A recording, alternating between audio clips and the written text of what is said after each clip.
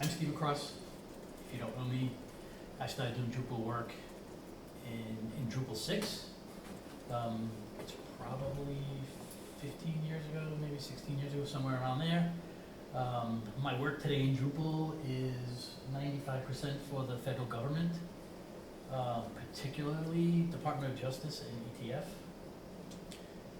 So I work on intranet-based sites in Drupal, public websites for US Marshals and for the ETF. And I'm the founder of a wonderful podcast called Talking Drupal. If you haven't ever listened to it, check it out. Not a slide necessarily for this audience, but I'm from New England. If you can tell by the way I talk, that's what people in DC said. And particularly I live in Rhode Island, and I have 2 cats. Those are my 2 buddies that hang out with me all day. Probably shouldn't introduce my cats before my family. I have to share this picture because my daughter just got married 3 weeks ago. Oh. And that is the proud father of the bride. That was a great day. The woman next to me is my first wife. She doesn't like that joke. And to my right in that picture, the non-bride is my other daughter. So she's getting married, that's her fiance. She's getting married in July. So we had 2 family weddings in 9 months, which is pretty fun. It's been the highlight of my year so far. One of the interesting things at that wedding is, as part of the bride, you do a speech. It's the big day, right? The speech from the father of the bride. And in part of my speech, I was talking about, like, as a father with 2 daughters, and 2 cats that are female. Like, I lived in a house with all females my whole life. So I was looking for things like, what does a father bring to their daughters? Like, you try to participate whatever you can. They weren't into sports, weren't into a lot of the things that I was interested in, except one thing, they both sort of are interested in tech. Not that they're programmers or anything, but certainly the one that got married is a tinkerer like I am. And I've been tinkering, I'm a tinkerer. If there's something new and shiny, I try it out. And that's kind of how I got into Linux. I was actually a Mac user for most of my life before that. Windows for development, but always had a Mac for 18 years. My kids grew up with Macs in the home, Apple computers, Apple everything. And then this one day I figured I'd try out this Linux machine. And it wasn't like 3 months later, I was hooked and slowly got rid of all the Macs. My wife still has one in the house. I have one on my desk. I'm not anti-Mac. I do video editing on a Mac. It's a perfect machine for that. But getting into Linux just opened up the world to me because everything runs on Linux, right? Really, everything runs on Linux. And you start to discover that you have more choice on things. You can choose your own hardware, choose your own software. And a lot of this presentation today is about choice. And I did a training yesterday. Matt was there. Thank you for coming, Matt. On like programming a microcontroller with Python. But all of that interest started with Linux for me. Like once you grab onto Linux, you then a Raspberry Pi, you can use that like you use a desktop. Like it's all the same stuff underneath. So I am a Linux enthusiast. I'm not anti-Mac, but I will say not nice things about it today as we go through this presentation. And we're going to talk about tiling window managers. I'll tell you what that is. You might not even know. There's a lot of people who've been using Linux for a long time and don't even know what a tiling window manager is. That's why I'm doing this presentation today. We're going to look at the features of it, the benefits of it, and then look from an architectural perspective of what it kind of is. And then I'm going to do a demo of Qtile, which is a tiling window manager that's currently running on this computer that you're looking at right now. And then you'll see what this is all about as I go through. So, what is a window manager? Let's start there. So at the highest level, like a window manager is a component of software that is really controlling each individual window. See those red boxes around those? those pop-up windows, that is what the window manager is responsible for. It's responsible for opening them, for positioning them on the screen, for sizing them. There are two kinds of window managers in general. I'm not just talking about Linux, I'm talking about all the operating systems and desktops that we use. And you're most familiar with this, probably, is a floating and stacking window manager. What does that mean? It means that whenever you open a window, it pops up on the screen, most times where you left it last time, right? You open up a second window, and these windows overlay each other. So like the screenshot there, that's a floating or stacking window manager. It allows the windows to overlap each other, and you can move them around with your mouse, and you pick them and resize them. That's completely different from what we're talking about today, which is a tiling window manager. So a tiling window manager is one where the window manager automatically sizes the windows into mutually non-overlapping frames. What that means is you will never see your desktop when after you open your first window. The desktop is gone. So every window is visible at the same time, and there's never overlapping each other. That's essentially what we're talking about today. And I'm going to show you how that works, and I'm going to show you the benefits of that. Because I believe that it's really a more productive way to work for a developer, probably, or a tech person. And I'll show you some of those examples as we go along. So, a quick demonstration on a tiling window manager, just so we get our perspective, is you're looking at one right now. I'm going to describe all of the things that are going on here as we move along, but I just want to go to an empty frame on my screen, and there's my desktop. You never saw it before. I'm going to open my very first window, and I'm just going to open a terminal with a keystroke. You'll see it does what I said it does. The window manager opens up to the full size. I'm going to open up a second one, and it's not going to split my screen. I'm going to open up a third one, and it's going to start to stack them on the side. Because that's the layout that I've decided I'm using right now. Every time it opens a window, it starts full, then it splits the screen, and then starts to stack them on the right. That's essentially what we're talking about today. It's a simple concept. So that's an example of a tiling window manager.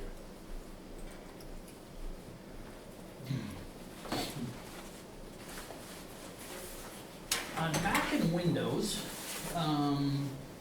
they're not open source, they're proprietary operating systems. They use that floating stacking window that we saw earlier, and everyone is familiar with that is.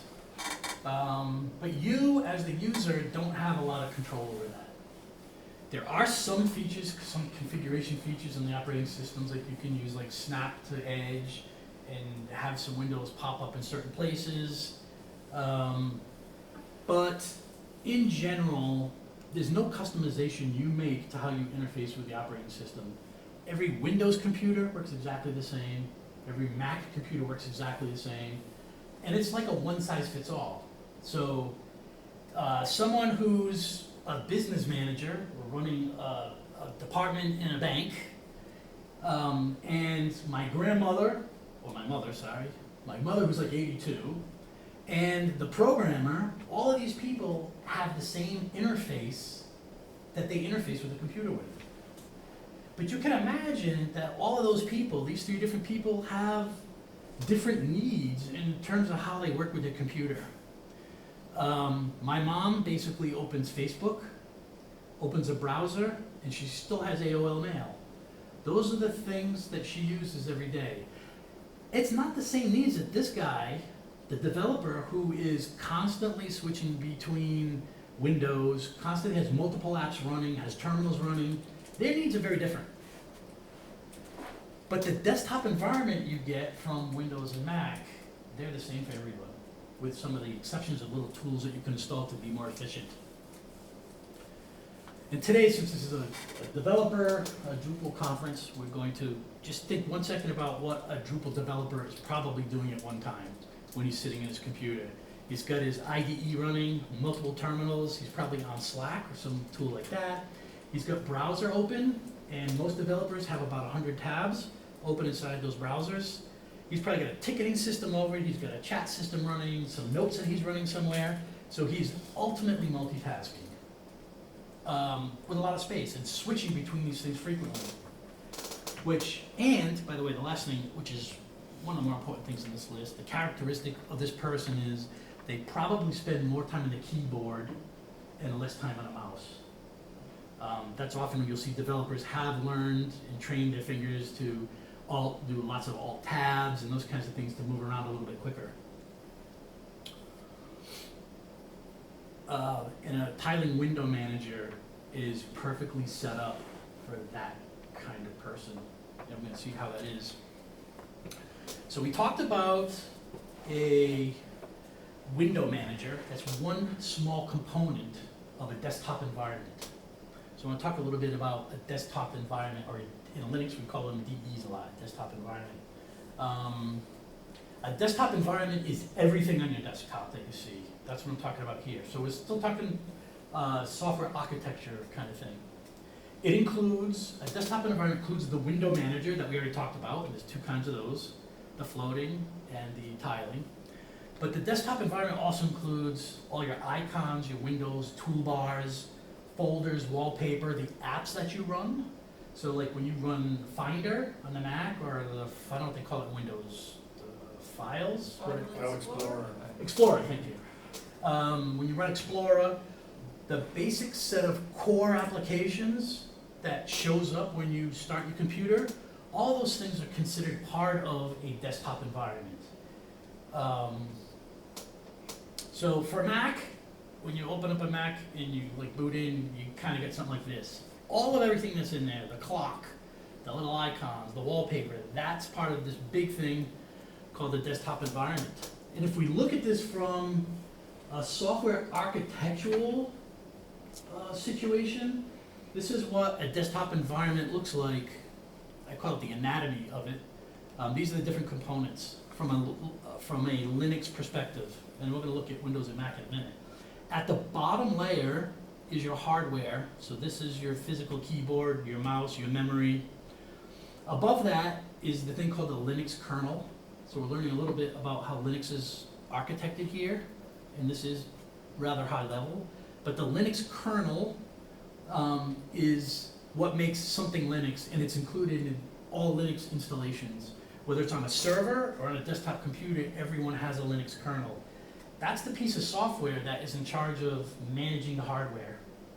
It interfaces with the hardware, it manages with device drivers, memory management, processing, all that stuff is handled at this level called the kernel. Above the kernel is something called the display server. There's generally two kinds of those in Linux, an X server or Wayland. Wayland is a new display server that's coming out, and X server's been there forever. But there's this thing called the display server, and on top of that, we have the desktop environment and the window manager. So there's these four layers that are sitting there. And this diagram kind of shows the window manager separate from the desktop environment, but it's really kind of included in it. But I've separated it Because it's swappable. because it's swappable. It's exactly right, and that's why it's different. We're gonna look at that a little bit more in a minute, but when you install Linux today, so we got one Linux desktop user here. What are you using for? Whatever it installs with Ubuntu. Okay, so he installed Ubuntu. Ubuntu's installed GNOME, probably, is the desktop environment. GNOME is a desktop environment that includes a window manager, and it has a certain style to it, and it works very much like a Windows computer does, or a Mac. It's pretty understood how a desktop environment works in general for a general user. You can in Linux, and this is what we're going to be talking about today, you can not install that desktop environment and just install the window manager. And if you think about it, all that other stuff that I said that comes with a desktop environment, if you just install a window manager, you don't get any of that. So you don't have a file manager. You don't have a calendar. You don't have a clock. You don't have nothing. You got a bunch of terminals and a nice window manager. You got a bunch of terminals, and then you've got a lot of other stuff that you add yourself. That sounds daunting to people. I know it does, but we'll get through that in a few minutes. So if you now look at the same anatomy from a Mac and Windows perspective, like I said before, they're proprietary sort of black box systems. They have all the same stuff that Linux has, but it's all wrapped in a box that you can't see or touch or change. You can't change any of those pieces. It's kind of what you get. So the user is interfacing with the computer. It still has a desktop environment, still has a window manager, and there's some layer that talks to the hardware, but you're away from that. The point I was making earlier is that all of these boxes are independent here because above the kernel, you can make your choices.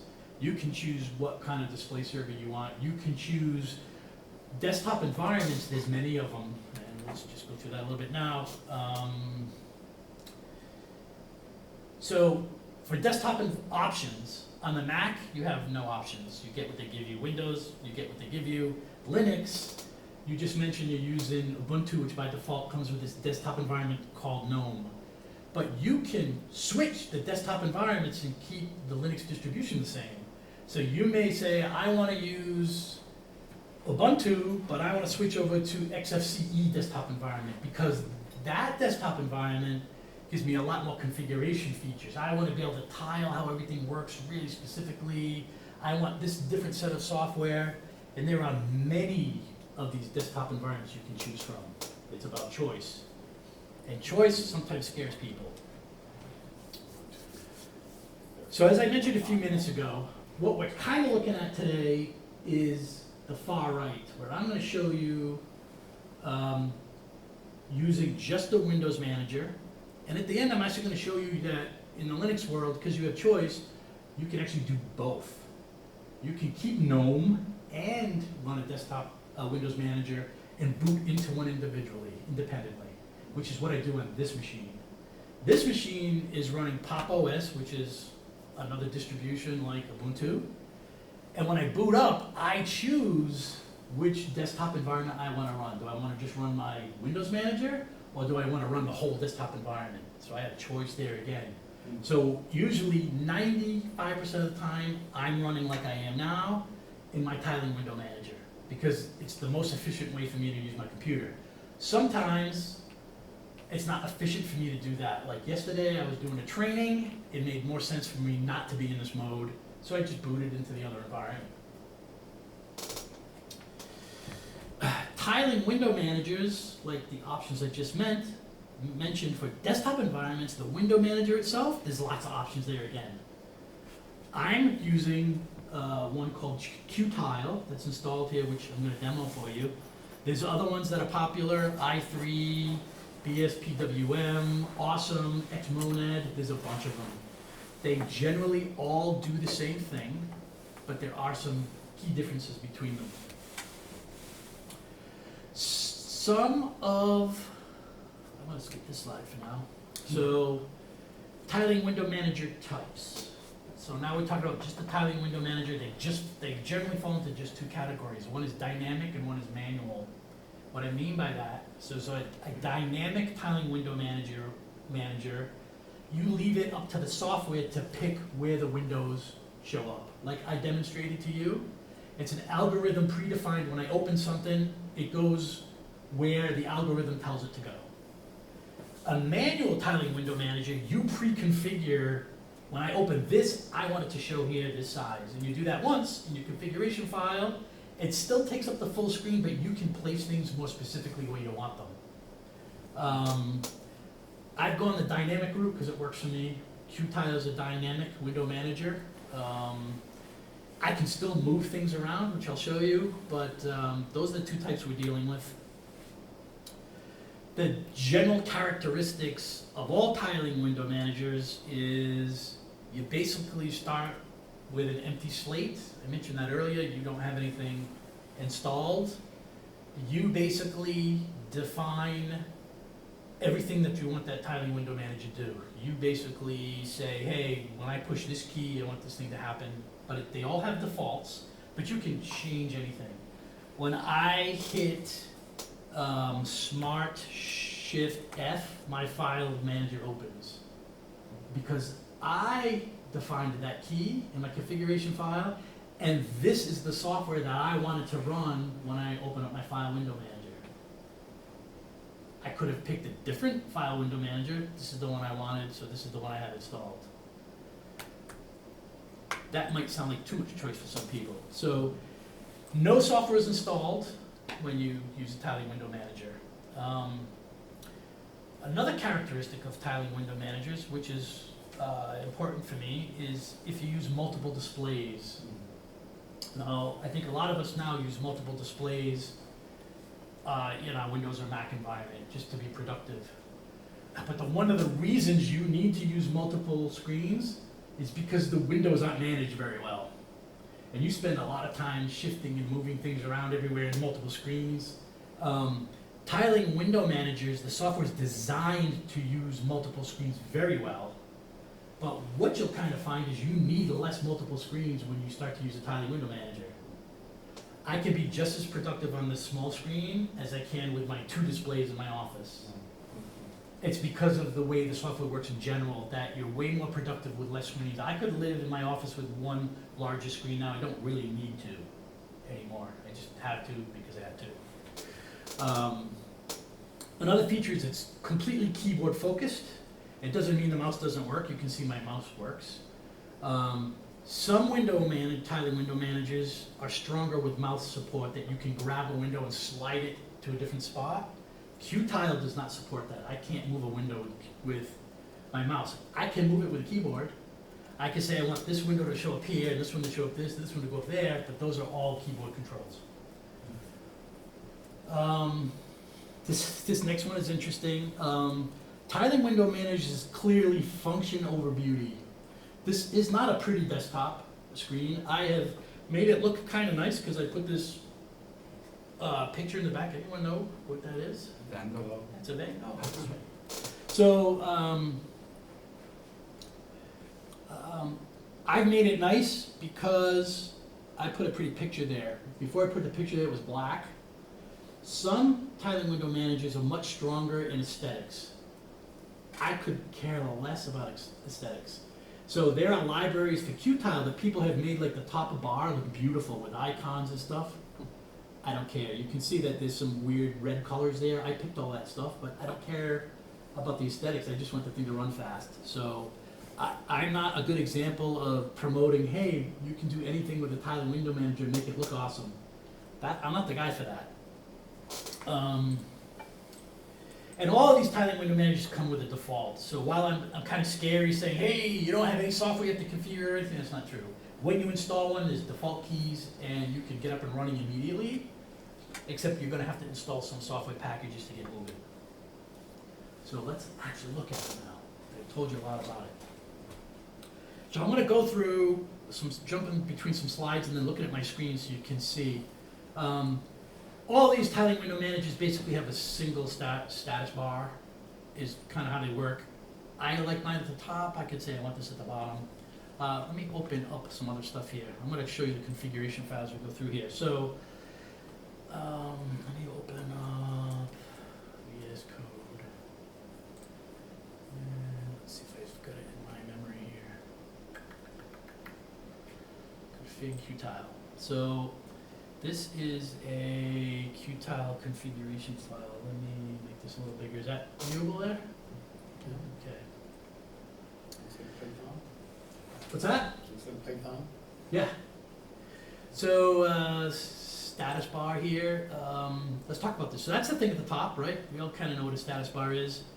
Fully customizable, and it's customizable per display. That's an example of something that completely falls apart when you're using Windows or Mac and you have multiple displays. You can't really control what's on them, you just kind of drag windows there.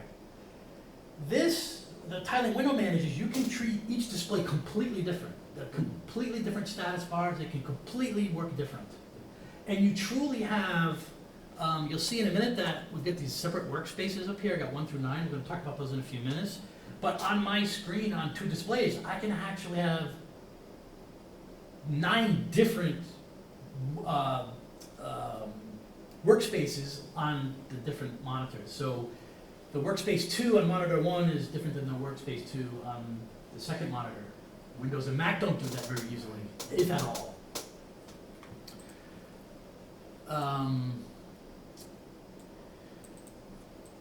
the things you can put in a status bar, and I'll show you the things that I have. You can put application shortcuts. I actually don't have it. Oh, yeah, I got one that popped up there. So this is my iLoad Synology. I use Synology NAS. So there's a client that loads when I boot up my machine. So I have that booting in my configuration file, and there's the icon for it. So it's running there. You can see that I've got today's date and day, and I've got the time in green. So I can easily see it with my eyes when I jump up there, see what time it is. And then I've got this thing up here is my network. It shows me that I'm on the Rick guest network. My volume is at 100% and my battery is fully charged. Those are the only things I care about, so I don't add anything else here. And I'm going to show you how I add things there later.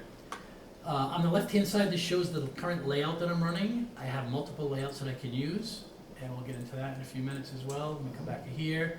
And then I've got my different workspaces, and then the name of the current window that I'm in. That's pretty much my status bar. If I jump over quickly to the code, and I'm not here to show you how to configure Qtile, but I want you to get an idea of it. So Matt just mentioned, hey, that's Python. Yep. Qtile is written in Python. So each of the different tiling window managers have some sort of configuration file. Some of them are YAML configurations. This one happens to be just a Python file that you can come in and customize. So if you know Python and you're comfortable there, you'll be totally comfortable in this configuration file. But if you look down here, let me get down to the status bar section. This is my status bar section down here. So basically, here's my screens. My first screen has this wallpaper right here. My default, it fills the screen, and I'm putting the bar at the top, and these are all the different sections that I have. There's my clock definition. Here's my clock format with the background color that I mentioned is green. This is pretty straightforward stuff. I can come in, when you start to use something like this, I can come in, make a configuration change, and hit a hotkey, one of the keys I have to find that reloads Qtile, so I see my changes immediately. So that's what a status bar is. So all of the tiling window managers have that capability. The next thing I want to point out is key bindings. So you'll notice, let me run something here for a little bit so you can see something. So what's it called? Screen key. I'm going to turn on this app that I installed right now. You can see the icon here called Screen Key, so you can see the keys that I'm pushing. So I said that the environment is really keyboard centric. I can do anything pretty much in the window with keystrokes, and I've got muscle memory now. I've been using Qtile for about 1.5 years, I think. I've tried Awesome, I tried i3, ended up liking this the best. This is what I've been using, but what you can see is, so everything is super key focused. So at the top of the screen you see right now, I'm in workspace 2, and super key 1 takes me to workspace 1, 2, 3, 4, and I move around like this. You can then have any key combinations. They're generally super key shift something, super key control something is the way this stuff works. So let me go back to this workspace 2. If I do a shift, you see the red line around the left window? That shows me my focus window. If I do super key spacebar, I can quickly switch between my focus windows. I can also do things like resizing and moving things around. So depending on my keystrokes, I can make the windows wider, smaller, or move them from space to space, or split them into new windows. There's probably 3 things I ever do. I never resize the windows. I'm sort of used to them being divided like this, and it works for me. The only thing I do a lot of is going into full screen mode on one window. So I might have a workspace that has 5 windows in it. If I want to really focus on something for a minute, I just do super tab, and it puts me, oh, the key binding stopped showing up. It looks like it died. Let me try that again. What was it called? Screen key. I've only used this thing a couple of times. I'm not sure how good it works. Yeah, there it is. So this puts me into full screen mode or not. And that's really the key binding that I use most. Has anyone noticed anything missing from these windows? or, yeah, any windows on any screen, there's no minimize. Right, and there's no close. Because the way this works is, you're not gonna ever minimize it. A window or an app is either open or it's not. They're not hidden somewhere. If it's open, it's visible on some workspace. It might not be on your current workspace, but it's visible somewhere. So there's no reason to minimize anything because the concept of minimizing doesn't exist in this world. The other thing that doesn't exist is really a close button. You could, but some tiling window managers will put a close thing there for you.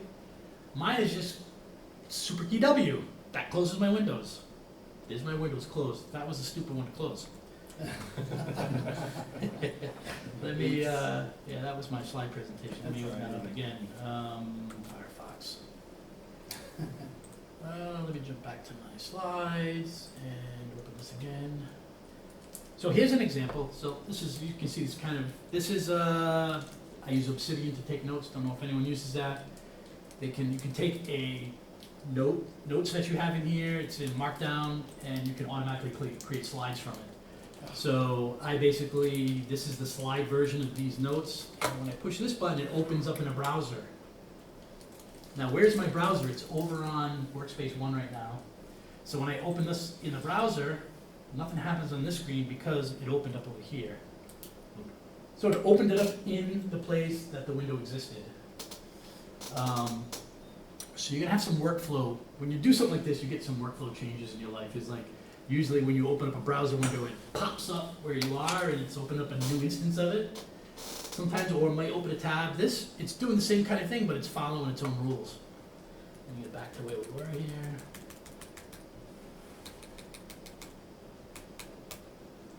Key bindings. Here. Anything else I want to tell you in key bindings? No, I think that's it. I was trying to do closes on these guys. Let me close these down. It looks like that key thing died again. I don't think you need to see it anyway. So workspaces. So I call this like a tiling window manager superpower, the workspaces. So it's a virtual desktop. I mean, you have a virtual desktop in Windows, you can use them now, and you can use them in Mac. How many people use their virtual windows, right, in those environments? I used to. When I was in Linux, has them too. Like in any of the GNOME has it. We can have, but they're not super easy to use and quick to get back and forth with. But here, it's like the focus. I've defaulted this to 9. I could have 100 of them if I want to. I have 9 because it maps really well with super key 1 through 9 to switch between them. Mm-hmm. And what I do is, I always open up the apps in the workspace that I expect to see them in. So my Obsidian is always in 9. So I go super key 9, I'm in Obsidian. My super key A is always Slack and Telegram split between the sides. I don't have them open now, but that's always there. Mm-hmm. Super key 3 is always Visual Studio. And I always mentally reserve Workspace 4 for my second window of Visual Studio. Like if I open a second window here, it will open up split on the current place it is, and I use super key Shift Workspace to move a window to a new space. So I'll open up the second window and then move it over to 4. So generally 3 and 4 is always my current 2 versions of VS Code that are running. And you see how fast it is to switch between these. I'm not fumbling around with resizing the window and clicking and doing all this stuff. They just live where they are, and my browser is always an F1. If I need a second browser with multiple tabs, I keep Workspace 2 for that. So 1 and 2 is always browsers, 3 and 4 is always workspaces. Visual Studio Code. I've already mentioned this, but you can customize and have, if I have multiple displays, these 1 through 9, they can be completely different things on that second monitor if I want it to be. I generally don't do that because I don't need that much stuff. I don't need that many spaces. I've never needed any more than 9. I very rarely have more than 6 things in 6 of them. So this works for me. I know some people that use 18 at a time. It's crazy for me. So as you see how quick I move around here, you can kind of see that having a second monitor for me is nice to have, but it's not super useful anymore. A nice big single monitor is actually a better work environment for me. The second one is there and I kind of use it because it's there. Don't really need it anymore. Which is nice because now when I'm working on my laptop, I work exactly the same as when I'm sitting with the big display in my office. Works exactly the same. And I know some people that go from multiple monitors and then get to the desktop, their laptop, and they're sort of, they feel like they got one arm behind their back. I don't work like, I don't feel like that ever. So those are workspaces. So tiling window managers, another key point, they all have workspaces. They have different capabilities in them, but they all pretty much work just the way I described. The next thing here is layouts. So tiling window managers, and certainly Qtile, has a bunch of default layouts. There's probably 25 of them. And a layout is how the boxes get created when that algorithm I was talking about earlier, when it opens up a new window, where does it go? And how does it interact with the windows and how does it fit in with the window there? So that is called different layouts. So an example is this one here. I just took these from the Qtile documentation, but they've got one called Monad Tall, where if you look at that layout, it's a wider, so it looks like it's maybe 2/3 of the screen is for your primary window, 1/3 for the right. That's a default that a lot of people use. I'm currently using one, it's called columns, which you saw what it does. It splits the screen and then splits the right side as many times.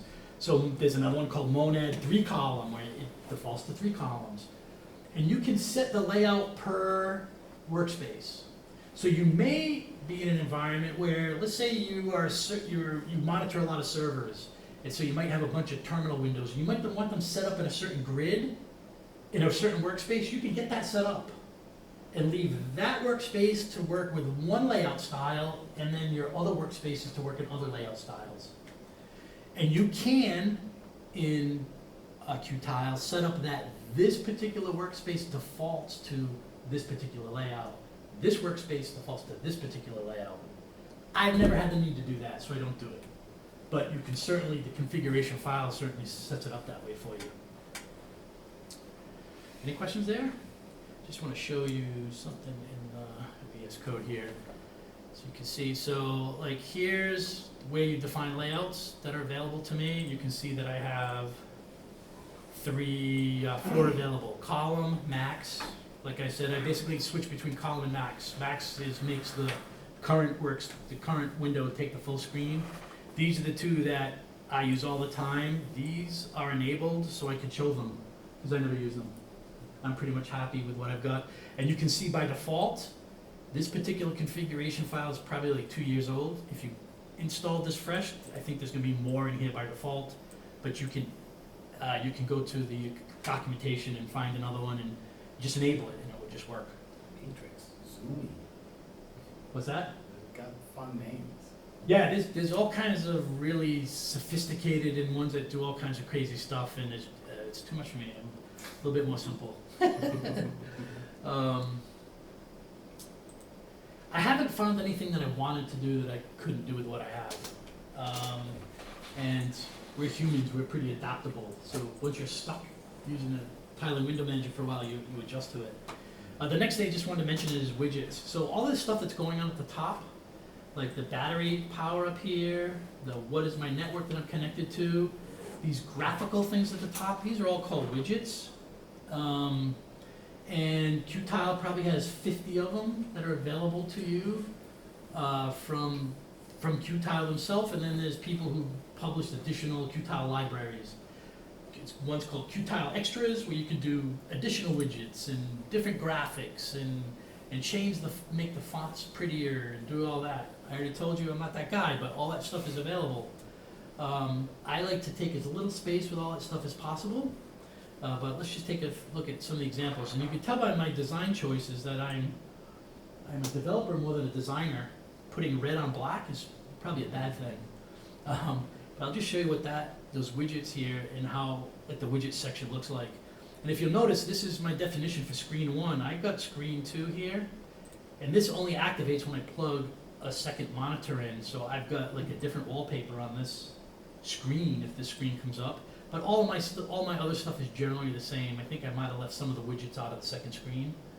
But I generally keep my widgets the same on both. So like if we look at the clock, we see the clock up here. It's got the time, and it's background green. I think I already pointed this out. Actually, there's the code to do it. Pretty straightforward. Oh, I forgot to mention there's a notify. So I don't like a lot of pop-ups and notifications bothering me from, like, I don't get all my Slack messages and stuff here. But if I turn that stuff on, they would just show up as a single string at the top of the screen. There's no pop-up windows here. It's all gone. No dialogues, none of that. It's all gone. None of that exists. Which is kind of weird, right? Here's an example of it being weird, is people would have trouble, I think, adjusting to this right away. When I open a file manager, it's not a floating window. I actually, with Qtile, could make this a floating window. Like a calculator, if you run a calculator app, I don't even think I have one on here. Let me see. Oh, these probably built in. Calculator. It will go into its own window. That's an idea of something that would make more sense to float, right? A calculator. You can, in Qtile, say, when this kind of window opens, I want it to be a floating window, and you tell it where you want it to go, and you can move it with your mouse. Wow. I don't do that. I just have learned to live like this, and it's perfectly fine. Question, what Yep. happens if so you got a browser running full Yep. screen, that's got a pop-up window. Yeah. Does that float like in a regular thing, or does that get tiled to a square of its own? Like a What's an pop-up, example? like sometimes you're on a website and like a UI element. Yeah, Well, JavaScript pop-up element in a works separate exactly the window. same, yeah. That's what I was. Yeah, it's only like anything like a JavaScript pop-up or something, that's part of the browser. The window manager isn't getting involved with that. Great. There are some weirdnesses that happen with applications like Zoom. So when you start up Zoom, you like log in and Zoom opens up maybe one or two windows. Those are gonna show up in Windows the way I define everything else to. So that's a little weird getting used to. That was my other question, because I was thinking of GIMP, which has like floating palettes for tools and Nope, stuff. those are all inside of a window. Oh, Okay. if you float them, I never tried that. We can try that later. Okay. I use GIMP all the Yeah. time, but I don't float those. I keep You them just inside the have it. window. Yeah. That would make sense. I don't know what they do. That's a great question. I'm like Yeah. guessing it would just show up as it would follow all the other rules. Yeah. Because it would talk to the tiling window manager and would a pop-up thing. We'll try that later. That's a good Huh. question. So back to Zoom. So Zoom is an example where I think a lot of people, because they use it so often, and they want it to like kind of float there, that they'll make that a floating window. I've gotten used to it like this. It works perfectly fine for me. When I start up Zoom, I always start at like 6 or 7, in the window 6 or 7, and I start it up in there, and it always works the same. I know it's always on Super 7. That's an example of a place where you have to get used to this kind of mode to work in. Let's see, something else I want to show you here in a widget. No, that's it. I don't show anything else there. Applications. So this is the area that I think scares people the most, is that if you take the approach, so let's just step back 1 second and review something. How are we doing on time? We up till when? Probably have 3 more minutes. Well, that's it? Well, I mean, it's 11:43. Do we stop at 10? Okay, so we started at 11. Maybe 7 Okay. minutes or something. Wow, I talk a lot. Goes by That's fast. all right. It's amazing. We're almost done anyway. So, let's just roll back to thinking about Linux. You can install Linux on a server, and all you get is, you get basically that kernel section and some additional software so you can like SSH and that kind of stuff into your server. You could install a server version on a laptop computer and install it in the tiling window manager. And you have nothing at all. So if you have nothing, when I say nothing at all, you don't have a file window manager, you don't have Firefox, you don't, any of the apps that you run, you don't have, so you have to install each one individually. I'm working, I mentioned this at the beginning, I'm working in an environment where I installed Pop! OS on here, so my operating system has a bunch of stuff in it already. I have a window manager, a file manager. I have a calculator, we just ran it. So when I run this desktop and go into tiling window manager mode, it looks to my disk, I have access to all those programs. Right. So the burden of doing this is, the barrier is much lower. I have this installed on another computer where I did like basically install the server version of Debian, and then I put the tiling window manager on top of it. That was a crap load more work because I had nothing, but it was a great way to learn Yeah. all the things you need. And what I find is you need way less than it installs for you. You're listening. You know, I listed some of the stuff here, like, you don't have Wi-Fi access, like from a GUI. You gotta install that. Sound control, you don't have that, you gotta install that. So there's probably a half a dozen to a dozen pieces of software that you really need. What that does for you though, is you are running lightweight and slim. Once you have all those things installed, and you don't need anything else, you've got the bare bones of what you need. You're not running probably dozens of other things that are running in the background, that are doing all kinds of stuff that you don't really need. So there's a big benefit there. I'm not running in this laptop in that mode because I've installed everything. It's not all running. So while the calculator and all that stuff came from Pop! OS, the only things that actually run are the things that I've started up in my Qtile configuration. We already talked about window close and minimize. You don't need to go there again. The other thing you can do is you can run things at startup. I already mentioned I do that with Synology Client. That is the only thing that boots up when I boot my computer. Nothing else is running in the background. You know what I should say too, is what's after us is launch, so you can go right up to 12. Yeah. I'm not gonna rush through it. There's only a few slides left. So, I titled this presentation Productivity. So certainly, if you go down this route, you're not going to be super productive in the first week or so. There's going to be a learning curve. You're going to learn a lot of stuff. But after that, you're going to be way more efficient.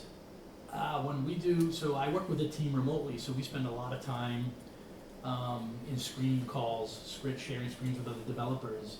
And I spend half my time cringing as I'm watching other people constantly resizing their windows to show something and fidgeting all the time. I'm like, holy moly, just stop all that. They may go with a tiling window manager, you can see everything at the same time. So there's less fussing around with all your stuff on your screen. You always know where everything is because everything has a place. Something is either open or it's not open. And if it's open, you can see it, and it's only one keystroke away. One keystroke away for every single app that you have open. Whether it's 20 or 30 apps, they're all one keystroke away. That's where I think the productivity is, and taking advantage of the workspaces. Once you get your head around the virtual workspaces and the keyboard shortcuts, you'll find yourself much happier. I already talked about my transition, so we don't need to go through that. The approaches to time, this is the last thing I want to get to, and I do think it's important. There's two approaches to doing tiling window managers. One is to do what I said today that I'm doing, is you kind of go the tiling window manager alone. But there are tiling window managers for Mac and Windows. And you probably don't know that. I'm going to show you those now. What they've done is, there's open source projects that are very good quality, that are apps that you install with Windows or Mac, and Linux, by the way, and you have your environment the way it is, and then you can go into tiling window mode. And you'll see a lot of the capabilities that I've showed you today, through setting up keystrokes, opening up windows, defining where they go. You just don't have the complete control over workspaces as nicely, but it's like a good first step to tiling window managers, which is how I got here. I used one of these in Linux first for like 6 months, and I was like, this thing is awesome, but I need more. Like, I wanted more control, which is when I switched. So here's one for Linux. It's called Pop Shell. It comes with Pop! OS. If you install Pop! OS distribution, it comes with it. It's right in the top corner. You just turn it on or turn it off. This is the one that got me turned on to it. You can actually install this on other Linux distributions with some help. but you can do that. The other ones, you buy, is I think how they say this. This is an open source product for the Mac, and it works very well. I've seen demos of it, never installed it, but it does a lot of the stuff that we saw today. So if you're on a Mac and you're kind of interested in being more productive, having more control like this, having the windows not overlaid, which is really the first step. That's where you want to get to, in my opinion. This product absolutely works, super well supported. Would love to see Mac build these kinds of things into the OS. And the one for Windows is Komorebi, not sure how you say that one either. This one works just as good too. Super strong community behind it, very active, lots of updates all the time. It does the same kind of stuff. So these are applications that are running within the desktop environment that's there. They're not ripping out the whole desktop environment, which I suggest everyone do. So those are two options for you. So tiling window managers, we talked about the pros. Focus, keyboard focus, customizable, lightweight, super performance fast. You'll be more productive. Cons, there are cons. If you're not a configuration file person, you don't like to tinker, this isn't for you. It's not like going to the depth that I've gone isn't for you. Even on the Windows and Mac, you're going to GitHub, you're downloading a repo, you're following some instructions that are going to tell you, hey, you need to turn off the security at this level to interrupt in the operating system. So it's a little bit, if you're not that kind of person, then thank you for coming, but this is not your deal. There's lots of upfront setup. The approach that I took, which if you're on Linux now, if you're on any Debian based, and maybe all the distributions do it, but you can dual boot into this, and this is how it looks here. It looks like this. When you go to login screen, there's a little gear at the bottom. You can pick which desktop environment you want to install. And a lot of people don't even know this about Linux. You can install GNOME and XFCE on the same computer. You just tell it which one you want to start when you boot up. And in there can be a tiling window manager, which is what I've done here. It's a good way to kind of ease into it. Once you get frustrated during the day, as you start to learn it, you can go back to the other way to be productive. The next day, do a little bit more configuration and clean it up, which is a really good way to start. And I forgot to take the slide out. Hey, I want to remind you, there's a Drupal camp coming up.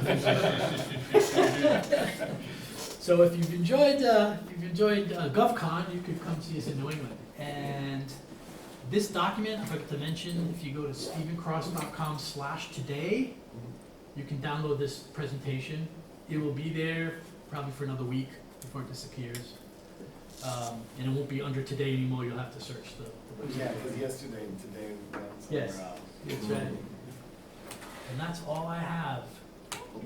Thank you. And I hope you enjoyed that, and I hope I encourage you to check out Linux.